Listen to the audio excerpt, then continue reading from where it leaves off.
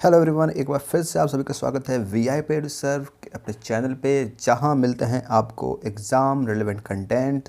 और इसी तरीके से आज मैंने यहाँ पे लेके आया हूँ आप सभी के लिए अपना आईबीपीएस पीओ का इंटरव्यू एक्सपीरियंस, जो कि 24 फेब को था, जो कि आप देख पा रहे हैं। मैंने बहुत ट्राई किया वीडियो को रिकॉर्ड करने की, फेस कैम ये वो, मतलब इतने नॉइज़, बहुत काफ़ी दिक्कत के बाद फाइनली मुझे एक प्लेस मिला जहाँ पे काफ़ी जगह शांत है और मेरे फ़ोन के स्टोरेज काफ़ी कम हो चुके हैं, तो मैं अपनी वीडियो को फेस कैम रिकॉर्ड कर नहीं सकता क्योंकि बहुत हेवी हो जाएगा वीडियो और उतने स्पेस मेरे पास है भी नहीं। तो सोचे कुछ करते हैं ऐसा जिससे आपको बस वीडियो पहुंच जाए, इन्फॉर्मेशन पहुंच जाए बस। तो आज मैं आप लोगों के साथ यहाँ पे शेयर करने वाला हूँ अपने इंटरव्यू एक्सपीरियंस, जिसमें हम बात करेंगे इंटरव्यू कैसे हुआ, कैसा इन्वॉल्वमेंट था वहाँ का, और उस इन्वॉल्वमेंट को कैसे एडप्ट करना होता है। इन सभी चीज़ के बारे में यहाँ हम लोग बात करने वाले हैं। तो बस एक बार वीडियो को लाइक कर दे और चैनल पर नए हैं चैनल सब्सक्राइब करके बेल का ज़रूर से प्रेस करें, जिससे आपको आगे आने वाले वीडियोस की नोटिफिकेशन मिल सके। तो जैसे मैं रूम में इंटर किया, उससे पहले क्या हुआ था, मेरा डॉक्यूमेंट वेरिफिकेशन हुआ था। तो आपको मैं बता दूं कि डॉक्यूमेंट वेरिफिकेशन काफ़ी मेरा स्मूथ हुआ, काफ़ी अच्छे से हुआ, कोई भी प्रॉब्लम नहीं आई क्योंकि मेरे पास सारे डॉक्यूमेंट्स रेडी थे। जो सारे डॉक्यूमेंट्स मैं एसबीआई पीओ इंटरव्यू में लेके गया था, वही सारे डॉक्यूमेंट्स मैं यहाँ भी लेके गया था। हालांकि कुछ डॉक्यूमेंट्स यहाँ पे कम रिक्वायर्ड होती है, लेकिन मैं सारे डॉक्यूमेंट्स लेके गया था और मेरे पास ऑलरेडी सारे के जेरॉक्स कॉपी भी थे, सेट सेट। वो सारी चीज़ें आप करके रखें, अगर आपका इंटरव्यू है, अगर आप जा रहे हैं कल या फिर आने वाले दिनों में, तो अपने सारे डॉक्यूमेंट्स को बिल्कुल रेडी रखें। ओरिजिनल अलग रखें एक सेपरेट जगह पे, और ज़ेरॉक्स कॉपी जो आपके जो भी है उसे आप अलग रखें, जिससे आपको वहाँ पे ज़्यादा टाइम लगेगा नहीं, आप काफ़ी आसानी से कर पाएंगे। सिंपल सी बात यह है कि जितने डॉक्यूमेंट्स आपके पास होंगे, अच्छे से रखे होंगे, उतना जल्दी, उतना स्मूथली आपका डीवी का प्रोसेस कंप्लीट हो जाएगा। और फिर वहाँ पे होता है वेट करना आपका टर्न आने का। जब आपका टर्न आएगा, आपको फिर इंटरव्यू के लिए बुलाया जाएगा। तो मेरे साथ कुछ ऐसा ही हुआ, मुझे बुलाया गया इंटरव्यू के लिए रूम के अंदर। तो फिर क्या हुआ, सो मैं आपको बताता हूँ पूरे डिटेल्स के साथ। तो जैसे ही मैं अपने रूम में इस तरीके से एंटर किया और यहाँ पे लगा था एक चेयर, और मैं जैसे ही आगे बढ़ा मैंने देखा वहाँ पे थे 1 2 3 4 और 5 5 members of panel. One was female and other all were male members. तो बस जो भी फॉर्मेलिटी होती है वो फॉर्मेलिटीज़ मैंने करने के बाद मैं यहाँ बैठा इस तरीके से। और ये है कौन, वीआईपी, यानी कि मैं। और जो कि उस वक्त इससे पूरे रूम का सबसे इम्पॉर्टेंट पर्सन था, क्योंकि इससे पूछे जाने वाले थे कुछ ऐसे अजीबो गरीब सवाल। तो स्टार्ट होता है मेरा इंटरव्यू, पहले कुछ क्वेश्चंस के साथ 2 3 क्वेश्चन पूछे गए जहां मैं कम्प्लीटली ब्लैंक था, मुझे कुछ आइडिया नहीं था उन क्वेश्चंस के बारे में। वो क्वेश्चंस क्या थे वो मैं बताता हूँ आपको। पहला क्वेश्चन मुझसे पूछा गया टाइप्स ऑफ अकाउंट के बारे में। That was not that type of account, saving account, current account of bank. They were asking type of account in accounting. मुझे कोई आइडिया नहीं था, मैं पूरा ब्लैंक। मैंने बोल दिया मुझे नहीं पता इस बारे में। फिर उन्होंने इससे रिलेटेड 2 3 क्वेश्चन और पूछे, मुझे कुछ आइडिया नहीं था उसके बारे में। मैंने सिंपल कह दिया सर मुझे नहीं पता, ये आई थिंक कॉमर्स का पार्ट है और मैंने ये सब कभी पढ़ा ही नहीं है। And I even don't understand why they were asking this type of question, because they well know that I am a science graduate. पता नहीं क्यों पूछे, तो हो सकता है पूछ रहे हो, चाहते हो स्टार्टिंग में मेरा मोरल डाउन करना, हो सकता है मे बी। तो फिर उसके बाद क्या हुआ, फिर उन्होंने पूछा मुझसे what do you know about IBPS. तो मैंने बताया आईपीएस के बारे में। तो उन्होंने पूछा कि ये इस्टेब्लिश कब हुआ था, इस्टेब्लिशमेंट। मैंने बताया आई थिंक 1975 में हुआ था, जितना मुझे पता है। उन्होंने मुझसे फिर पूछा कि फर्स्ट एग्ज़ाम कब हुआ था, आईबीपीएस का फर्स्ट एग्ज़ाम कब हुआ था। तो जितना मुझे ध्यान है, मैंने बस मैं जो सोच रहा था वो मैं बोलते हुए उन्हें पूरा एक्सप्लेन करते हुए बताया। मैंने बताया उन्हें कि जो कि अभी जिसमें इंटरव्यू में बैठा हूँ ये CRP 11 है, तो इस हिसाब से, और ये 2021 चल रहा है, तो CRP 1 जो हुआ होगा वो कब हुआ होगा, वो हुआ होगा 2011 में। ये मैंने उन्हें बताया। तो उन्होंने मुझसे पूछा कि 2011 वाज द फर्स्ट एग्ज़ाम। तो मैंने बोला ऑब्वियसली नो, बिकॉज 1975 में इस्टेब्लिशमेंट अगर हुई तो बीच में बहुत सारे एग्ज़ाम हुए ही होंगे, लेकिन सीआरपी का जो प्रोसेस है ये आई थिंक 2011 में ही स्टार्ट हुआ था। उससे पहले जो भी एग्ज़ाम्स हुए उसके बारे में मुझे कोई आइडिया नहीं है। तो फिर ये मतलब आईपीएस के बारे में पूछा मुझसे, काफ़ी मतलब मैं सोचा ही नहीं था मुझसे पूछेंगे, लेकिन मुझे पता था इस बारे में तो मैंने बता दिया उन्हें काफ़ी कॉन्फिडेंटली। इसके बाद उन्होंने नेक्स्ट क्वेश्चन मुझसे पूछा मेरे होम टाउन के बारे में। मेरे होम टाउन के बारे में, मैं किस जगह से बिलोंग करता हूँ, वहाँ के मैं बता ही रहा था। तो फिर उन्होंने पूछा, बीच में ही मुझे रोका, मुझसे पूछा कि कुछ फेमस पर्सन के बारे में बताओ, फेमस पर्सन के बारे में। तो मैंने बताया कुछ फ्रीडम फाइटर्स हमारे प्लेस से रहे हैं। और तो फिर उन्होंने पूछा कि ये बताओ लोकसभा में कितनी सीट है तुम्हारे प्लेस से, जो कंस्टिट्यूंसी मेरी है उससे कितनी सीट वहाँ पे है, वो मुझसे पूछा उन्होंने। तो मैंने बताया। और फिर उन्होंने पूछा कि मेंबर ऑफ़ पार्लियामेंट कौन है वहाँ से, आपके कौन रिप्रेजेंट करते हैं, तो वो भी मैंने बताया। फिर ये कंप्लीट हुआ ये क्वेश्चन होम टाउन के बारे में। और उसके बाद वो नेक्स्ट चले आए सीधे ऊपर मेरे एजुकेशन के ऊपर। उन्होंने पूछा मुझसे next question, as you studied PCM and mathematics was your honours subject, so beside mathematics which subject you like most. Basically वो ये पूछना चाह रहे थे कि मैथमेटिक्स के अलावा मुझे और क्या पसंद है, कौन सब्जेक्ट ज़्यादा पसंद है, यानी कि फ़िज़िक्स और केमिस्ट्री में से क्या पसंद है। ये उन्होंने फिर आगे, मैं बोलने जा रहा था आंसर करने ही वाला था कि उन्होंने मुझसे ये बात बोल दी कि फिज़िक्स केमिस्ट्री में बताओ कौन ज़्यादा पसंद है। तो मैंने बोला ऑब्वियसली सर फिज़िक्स मुझे ज़्यादा पसंद है। तो उन्होंने पूछा क्यों फिज़िक्स, केमिस्ट्री क्यों नहीं पसंद है। तो फिर मैंने एक्सप्लेन किया पूरा कि फ़िज़िक्स क्या है कि फ़िज़िक्स जो भी चीज़ें हमारे सराउंडिंग्स में हैं वो कहीं ना कहीं फेस से कनेक्टेड होती हैं, जिसे हम लोग प्रैक्टिकली कर पाते हैं। और प्रैक्टिकली करने के कारण क्या होता है कि हमारी अंडरस्टैंडिंग काफ़ी अच्छी हो जाती है, उस चीज़ को फील कर पाते हैं, तो उसमें काफ़ी इंटरेस्ट आता है। और केमिस्ट्री में क्या है कि इन हायर केमिस्ट्री जो भी रिएक्शंस वगैरह पढ़ने होते हैं, जो भी चीज़ें पढ़नी होती हैं वो लैब में पॉसिबल हो पाती है, उससे हम लोग कर नहीं पाते हैं। हम लोग उससे बस समझ पाते हैं कि ये दो प्रोडक्ट हमारे पास है, इन दो का रिएक्शन हुआ और मेरे पास थर्ड प्रोडक्ट मिला, उसमें से जो भी रिजल्टेड मिला वो क्या था, कौन बाई प्रोडक्ट था, कौन मेड प्रोडक्ट था, क्या था, उसके मैकेनिज्म को पढ़ते हैं, लेकिन उस चीज़ को हम लोग फील नहीं कर पाते हैं। शायद ये रहा हो कि मेरे इंटरेस्ट का कारण मुझे फिज़िक्स ज़्यादा पसंद था। और second cheese, mathematics is the language of physics. तो वो बोले अच्छा ऐसा है, ठीक है।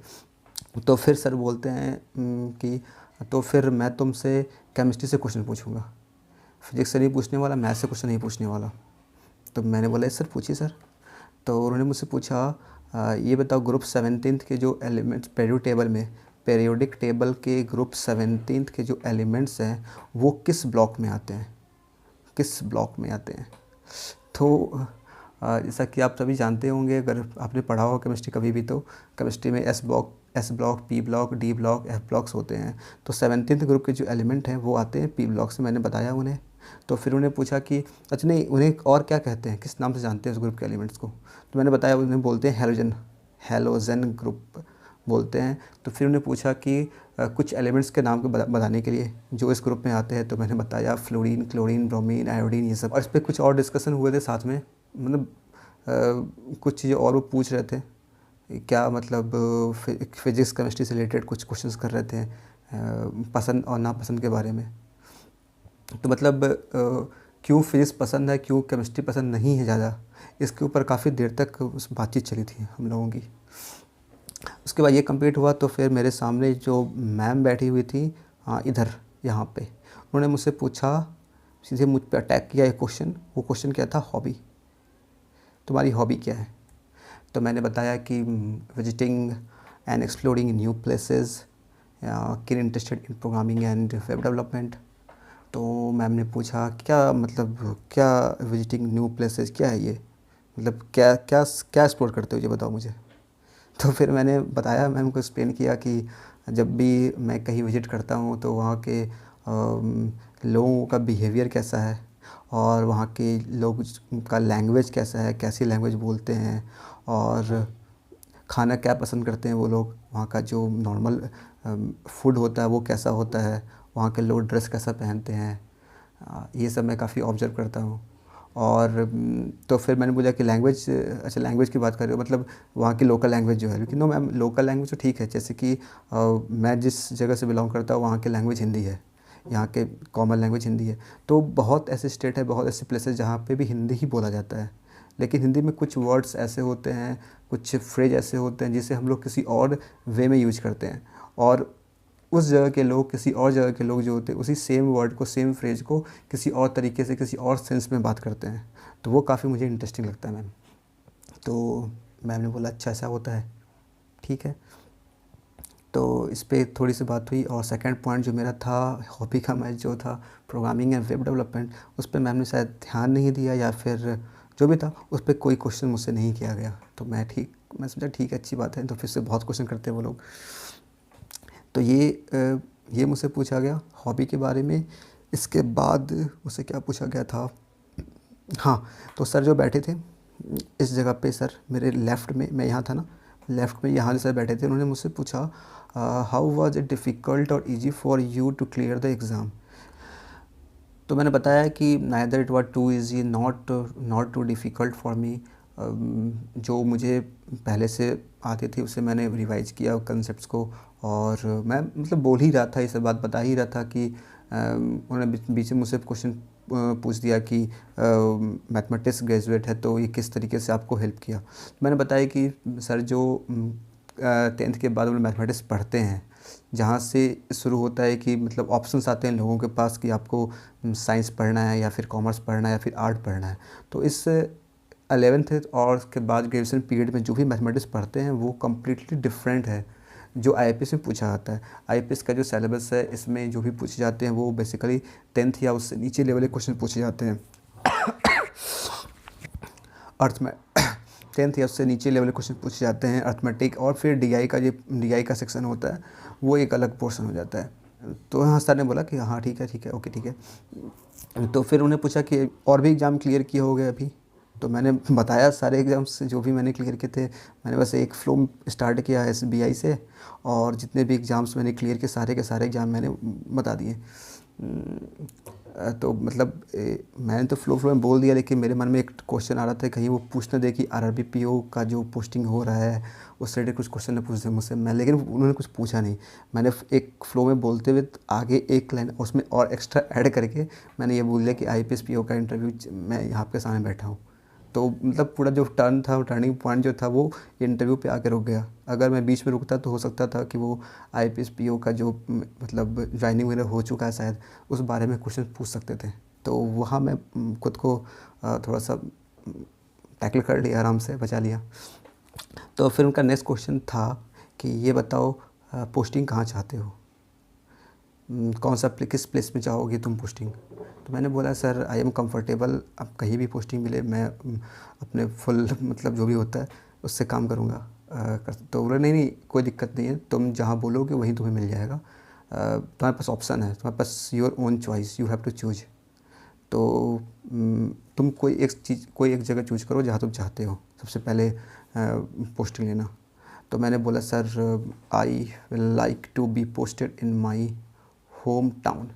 सर ने बोला अच्छा मतलब घर पे रहोगे, आराम से जॉब करोगे, कोई दिक्कत नहीं आएगी। मैं बोला सर नहीं ऐसी बात नहीं है सर, बिकॉज़ अगर मैं कहीं भी सर्व करने जा रहा हूँ किसी भी डिपार्टमेंट कहीं भी, और डायरेक्टली और इनडायरेक्टली अगर मैं लोगों की हेल्प कर पा रहा हूँ तो वो मैं सबसे पहले चाहूँगा मैं जहाँ से बिलोंग करता हूँ वहाँ के लोगों को वो चीज़ पहुँचे, और फिर रेस्ट ऑफ द इंडिया वो चीज़ ऑटोमेटिकली धीरे पहुँच जाएगी। तो सर ने ज़्यादा कुछ भी रिस्पॉन्स नहीं लिया। पता नहीं मेरा आंसर क्या था, बताइएगा मुझे ज़रूर से आप लोग कि मतलब आंसर मेरा कैसा था, और मुझे कुछ समझ में आया नहीं क्या बोलूँ मैं, तो मैंने इस तरीके से मैंने बोल दिया। इसके बाद जो सर बैठे हुए थे इस जगह पे नहीं, जो इधर बैठे हुए, इधर सॉरी ये यहाँ नहीं, जो यहाँ बैठे हुए सर, उन्होंने मुझसे क्वेश्चन पूछा। मतलब मेरी बात कंप्लीट नहीं हुआ, मैं पिछले बातों को एक्सप्लेन कर ही रहा था कि उन्होंने बीच में क्वेश्चन पूछ दिया what is CRR, basically tell me about the percentage value of CRR represents which things. मतलब किस चीज़ को रिप्रेजेंट कर, इस तरीके से कुछ पूछा लंबे सेंटेंस बना करके। देखो और एक और चीज़ मैं आपको क्लियर करना चाहता हूँ पहले ही, हालांकि काफ़ी आगे निकल चुके हैं हम वीडियो में, कि language is not the barrier. हम लोग बहुत कंफ्यूज होते हैं, बहुत सोचते हैं कि क्या लैंग्वेज चूज करें, हिंदी में बोले, इंग्लिश में बोलें या फिर किस तरीके से बोले। तो language not barrier, important is that how you are representing your self, how confidently, ये डिपेंड करता है। आप लैंग्वेज कुछ भी यूज़ कर सकते हैं, इंग्लिश यूज़ कर सकते हैं, हिंदी यूज़ कर सकते हैं। ये इंटरव्यू मैं बात कर रहा हूँ अभी, ये स्टार्ट हुआ था कम्प्लीटली इंग्लिश से, इंग्लिश में बातचीत शुरू हुई थी और बीच में धीरे धीरे हिंदी आया, फिर मिक्स लैंग्वेज, और ये पूरा इंटरव्यू मिक्स में चल रहा था, हिंदी इंग्लिश दोनों चल रहा था। और मैं भी उसी तरीके से हिंदी और इंग्लिश दोनों मिक्स करके मैं आंसर भी कर रहा था। तो लैंग्वेज कोई इशू नहीं है, आप बेफिक्र रहें। आप हिंदी चाहते हैं हिंदी में आंसर करना, आप कॉन्फिडेंटली हिंदी में आंसर करें, लेकिन कॉन्फिडेंस होना चाहिए, ठीक है। तो सर ने मुझसे पूछा सीआरआर में जो परसेंटेज जो वैल्यू होती है वो किस चीज़ को रिप्रेजेंट करती है, तो मैंने बताया। फिर सर ने पूछा कि ये बताओ, ये रेपो रेट जो होता है, रिवर्स रेपो रेट होता है, इस तरह की जो भी चीज़ें होती हैं जो टाइम टू टाइम डिसाइड की जाती है, ये कौन करता है। तो मैंने बताया कि मॉनेटरी पॉलिसी कमेटी होती है आरबीआई के अंडर, जो कि एसएससी वो है करती है। तो मैंने बताया। फिर उसके बाद एक बहुत ही इंपॉर्टेंट क्वेश्चन से पूछा गया जो कि मैंने एक्सपेक्ट नहीं किया था, हालांकि मुझे पता था, मैंने पढ़ा था पहले। उन्होंने मुझसे पूछा ये बताओ NARCL और IDRCL ये रिसेंटली न्यूज़ में था, ये है क्या। तो मैंने एक्सप्लेन किया दोनों को, और इस पे एक्सप्लेनेशन मेरा काफ़ी चला था लंबा, 2-3 मिनट कम से कम मैंने एक्सप्लेन किया होगा। उन्होंने पूरी बातों को मेरे ध्यान से सुना, हर एक चीज़ों को। और फिर उन्होंने नेक्स्ट क्वेश्चन मुझसे पूछा, मुझे लगा कि अब ये इससे हट जाएंगे, कुछ और पूछेंगे, नहीं, उन्होंने इस पे और क्वेश्चन मुझसे पूछा कि ये बताओ इसमें पब्लिक सेक्टर बैंक का या गवर्नमेंट का, ऐसे ही कुछ पूछा कि इसमें कितना स्टेक होता है दोनों में। तो मैंने बताया कि जिसमें कितना कितना होता है, इसमें 51%, इसमें 49% इस तरह होता है। मैंने बताया, उसे भी एक्सप्लेन किया मैंने। उन्होंने सब बातें मेरे ध्यान से सुनी, तो वो मतलब अच्छा लगा ये क्वेश्चन देख करके। मैंने पढ़ा था इसे, तो मैं आंसर कर पाया अच्छे से, काफ़ी कॉन्फिडेंटली मैंने एक्सप्लेन किया चीज़ों को। उसके बाद तो एक मैम थी जो कि इस राइट कॉर्नर में बैठी हुई थी, उन्होंने मुझसे पूछा एनी बैड हैबिट। तो मैंने बोला, मैंने तो सोचा, थोड़ा सा टाइम लिया, मैंने बोला कि ma'am my parents told me that मैं गुस्सा बहुत करता हूँ। मैंने वहीं पे मैम ने तो वहीं पे स्टॉप किया, नहीं नहीं नहीं नहीं, मैं वो नहीं पूछ रही, मैं पूछ रही कि पान पराग, टोबैको और सिगरेट, ये सब चीज़ कुछ ऐसा। तो मैंने बोला कि एब्सोल्युटली नो मैम। तो मैम ने बोला कि बोला कि अच्छा करोगे भी तो मुझे बताओगे थोड़े ना तुम। और इस बातों पे मतलब पूरे पैनल के जितने मेंबर्स सभी हंस रहे थे, मुझे थोड़ी हंसी आ गई थी। तो तुम जिस प्लेस से बिलोंग करते हो वहाँ पे ये सब चीज़ें काफ़ी चलती हैं, टोबैको हो गया, फिर सिगरेट हो गया, काफ़ी चलती हैं। तो जो तुम यूथ जो आ रहे हैं या फिर जो भी लोग हैं, उन्हें तुम इनसे दूर रखने क्या कर सकते हो, अगर तुम्हें ऐसा कुछ मौका मिले क्या करना चाहोगे, कैसे क्या करना चाहिए, क्या स्टेप लेना चाहिए जिससे ये सब कंट्रोल में आ जाए। तो मैंने बताया कि सबसे पहली चीज़ तो है मैम लिटरेसी। अगर लोग लिटरेट होंगे, लोग को पता होगा इनके इम्पैक्ट के बारे में, इससे क्या मतलब क्या कैसा हार्मफुल इफेक्ट जो भी होता है, जो बीमारियाँ होती है उनके बारे में पता होगा, और क्या मतलब अभी जो कितने लोग इससे मरते हैं, इन सब के बारे में पता होगा, तो लोग ये काम बिल्कुल कम करेंगे। क्योंकि पता चलना और वो खुद से पढ़ के पता करना, हम स्टडी कर रहे हैं, उस चीज़ को समझ रहे हैं हर एक चीज़ को, तो उनका इम्पैक्ट अलग जाता है। क्योंकि हमारा माइंड भी उस तरीके से डेवलप करता है, जो हम लोग लिटरेट होते हैं, हम लोग पढ़ाई लिखाई करते हैं तो। और सिंपल और सेकंड चीज़ क्या है, और फिर मैंने बोला कि सेकंड चीज़ है कि आप इसके लिए अवेयरनेस कैंपेन चला सकते हैं। अवेयरनेस कैंपेन चला के लोग बाहर थे, तो मैंने बोला कि ये तो चल रहा है, हमारी सरकार बहुत चला रही है, सरकार तो बहुत चलाती है, सब ऐसा करते रहती है, इससे क्या फ़र्क पड़ता है। तो मैंने बताया कि मैम इससे फ़र्क पड़ता है, जो लोग पहले से एडिक्टेड हैं, जो लोग पहले से कर रहे हैं, उन्हें से कोई फ़र्क नहीं पड़ेगा। लेकिन जो न्यू यूथ जो कंट्री की है, जो कि इसमें इन्वॉल्व होने जा रही है, उन्हें इससे फ़र्क पड़ सकता है, वो इससे अवेयर हो सकती है और इस चीज़ को स्टार्ट नहीं करेगी। एंड अगेन मैंने बोला कि लिटरेसी इज़ वेरी इंपॉर्टेंट। तो मैम ने बोला कि ओके, ठीक है। तो बस यही था लास्ट क्वेश्चन मेरे इंटरव्यू का, और यहीं पे मेरा इंटरव्यू एंड हो गया। मैम ने बोला ये वो बाय गुड लक, ये वो जो भी होता है। तो इंटरव्यू टोटल आई थिंक चला होगा कम से कम 15 to 70 मिनट कम से कम चला होगा, जहाँ तक मुझे ऐसा लग रहा है। और उससे पहले भी जो इंटरव्यूज़ हुए थे वो भी 15 मिनट के अराउंड, 12-15 मिनट अराउंड हुए थे, मेरे से पहले जिनके भी हुए थे। मुझे एक चीज़ यहाँ पे बहुत क्लियर समझ में आया यहाँ से कि लोग जनरली करते हैं, प्रिपेयर करते हैं बैठ कर के कि जाते जाते इंट्रोडक्शन होगा, इंट्रो का पार्ट ऐसे करना है, इसमें ऐसे बोलना है, इससे मतलब मेरा जो प्रोफाइल है काफ़ी अच्छा हो जाएगा, ऐसा हो जाएगा। तो मेरे हिसाब से ये करना सही होता नहीं है। आप जैसे भी हैं उस तरीके से खुद को नेचुरली रिप्रेजेंट करें, वो ज़्यादा सही होता है। और सबसे इम्पॉर्टेंट क्या है कि आपके पास कितना नॉलेज है ये ज़्यादा इम्पॉर्टेंट नहीं है, वो तो पता चल चुका है उन्हें। इम्पॉर्टेंट ये है कि आप अपने नॉलेज को, अपनी चीज़ों को किस तरीके से सामने रिप्रेजेंट कर पा रहे हैं कॉन्फिडेंटली। और सेकंड मोस्ट इम्पॉर्टेंट जो मुझे पता चला कि आपको आंसर जो करना है, नॉट कि आपने जो पढ़ा हुआ है, डेफिनेशन याद किया है वो आपको बोलना है। आपका एक्सप्लेनेशन कितना अच्छा है, आप किस तरीके से कितने अच्छे से एक्सप्लेन कर पा रहे हैं, ये ज़्यादा इंपॉर्टेंट रखता है। जैसे आपसे पूछा कि रेपो रेट क्या होता है, तो आपने बोल दिया कि ये होता है रेपो रेट डेफिनेशन, तो वो चीज़ नहीं, आप उसे एक्सप्लेन करें। आपसे जो पूछा जा रहा है, आपसे एग्जैक्ट नहीं पूछते रेपो रेट क्या होता है, आपसे पूछेंगे उसके किस चीज़ के बारे में पूछेंगे। जैसे उन्होंने मुझसे पूछा कि सीआरआर में जो परसेंटेज जो वैल्यू है वो किस चीज़ को रिप्रेजेंट करती है, तो मेरा आंसर जो होना चाहिए उसके कॉन्टेक्स्ट में होना चाहिए, उस चीज़ों को एक्सप्लेन अच्छे से करना चाहिए। तो वो मेरे हिसाब से ज़्यादा सही होता है करना। और आंसर कोशिश करें कि टू द पॉइंट आंसर देने की। और बाकी सब जानते ही हैं आप लोग, आपने काफ़ी करंट अफेयर्स पढ़ रखा है, पहले ही बैंकिंग एवरेज भी पढ़ा हुआ है। तो दैट्स ऑल। और कुछ सबसे इम्पॉर्टेंट चीज़ ऑनेस्टी, हमेशा अपनी चीज़ों को, रियलिटी को प्रेजेंट करें, नेचुरली प्रेजेंट करें। अगर आप इंटरव्यू के जा रहे हैं तो आप इंटरव्यू एक्सपीरियंस कमेंट बॉक्स में ज़रूर से बताएं आपका इंटरव्यू कैसा हुआ। और बस मैंने काफ़ी डिफ़िकल्ट सिचुएशंस में वीडियोस को रिकॉर्ड करी है। अगर आपको एफर्ट पसंद आया है और यहाँ से कुछ सीखने को मिला है, या फिर कुछ भी थोड़ी भी अगर हेल्प मैंने करी है, तो वीडियो को ज़रूर से लाइक करें, शेयर करें, और चैनल को सब्सक्राइब नहीं किए हैं तो सब्सक्राइब करके बेल आइकन ज़रूर से प्रेस करें। तो all the best from my side, from VIP to sir. Thank you so much.